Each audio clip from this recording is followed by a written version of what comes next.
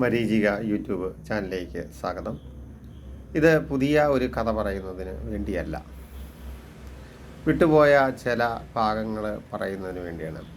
ഭക്തി എന്ന ഭാഗത്ത് ഉള്ള വീഡിയോയിൽ നിന്നും വിവാഹത്തിന് കൈപിടിച്ചു കൊടുക്കുന്നത് എന്തിന് എന്ന വീഡിയോയിൽ നിന്നും വിട്ടുപോയിട്ടുള്ള ചില ഭാഗങ്ങളാണ്, ചെറിയ ശകലങ്ങളാണ്. അപ്പം ഈ നമ്മളെ എഴുതി വെച്ചിട്ട് ഒന്നും പറയുന്നതല്ല, ബുക്കിൽ നോക്കിയും പറയുന്നതല്ല, ഓർത്തെടുത്ത് പറയുന്നത് കൊണ്ട് ചില ഭാഗങ്ങൾ ചിലപ്പോൾ വിട്ടുപോകും. വധുവിന് കൈ പിടിച്ച് വരനിലേക്ക് അച്ഛൻ ദേവന്മാരെയും ഋഷികളെയും ദീപങ്ങളെയും അഗ്നിയെയൊക്കെ സാക്ഷിയാക്കി കൈപിടിച്ച് കൊടുക്കുമ്പോൾ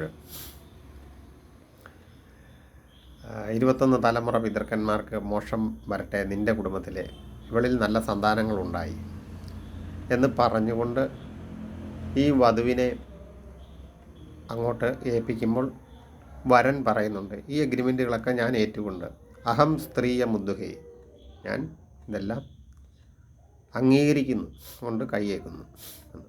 അപ്പോൾ ഈ അംഗീകാരം ഉണ്ടായിട്ട് നമ്മൾ ഈ എഗ്രിമെൻ്റൊക്കെ ഇവിടെ ചെയ്തിട്ട് ഈ എഗ്രിമെൻ്റ് പാലിക്കപ്പെടുന്നില്ല എന്നുള്ളതാണ്. അത് നമുക്ക് ശ്രീരാമചന്ദ്രൻ്റെ രാമായണം എന്ന ഒരു വീഡിയോ ചെയ്യുന്നുണ്ട്. അതിനകത്ത് എന്താണ് രാമായണം, മനുഷ്യൻ അതുകൊണ്ട് എന്താണ് ഗുണം എന്നുള്ളതിനെക്കുറിച്ച് പറയുന്ന ഒരിതുണ്ട്. അതിനകത്ത് നമുക്ക് അതിൻ്റെ ബാക്കി കാര്യങ്ങൾ പറയാവുന്നതാണ്.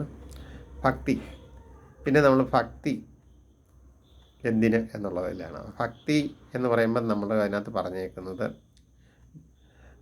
ഹസ്തിനപുരത്തിലെ മഹാമന്ത്രിയായ വിതുരരുടെ അടുത്ത് കൃഷ്ണഭഗവാൻ പോകുന്ന കാര്യമാണ്.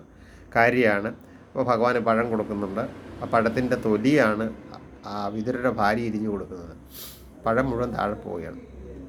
അപ്പോഴാണ് ഭഗവാൻ പറയുന്നത്, ഭക്തി ഉള്ളവൻ എന്ത് തന്നാലും ഞാൻ സ്വീകരിക്കുമെന്നും ഭക്തിയില്ലാത്തവർ എന്ത് തന്നാലും ഞാൻ സ്വീകരിക്കില്ല എന്നുള്ള ഒരു മറുപടി പറയുന്നത്.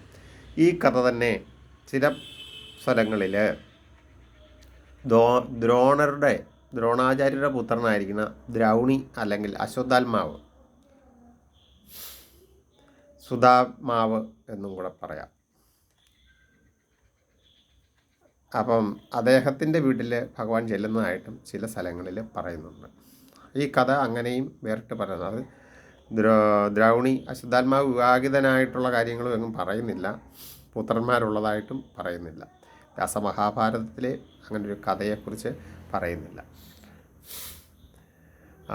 ഈ കാര്യങ്ങൾ അതിനകത്ത് നിന്ന് വിട്ടുപോയതാണ്. അവയൊന്ന് ആ എപ്പിസോഡുകൾ, ആ വീഡിയോകൾ കണ്ടിട്ടുള്ളവർക്ക് ഉപകാരപ്രദമായിരിക്കും ഈ ഭാഗവും കൂടെ, അതിനകത്ത് വിട്ടുപോയിട്ടുള്ള ഈ ഭാഗവും കൂടെ കേൾക്കുന്നതിന് കേട്ടോ.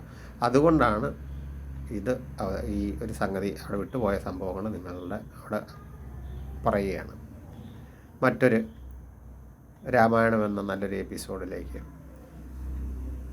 വീഡിയോയിൽ നമുക്കെല്ലാവർക്കും വീണ്ടും കാണാം.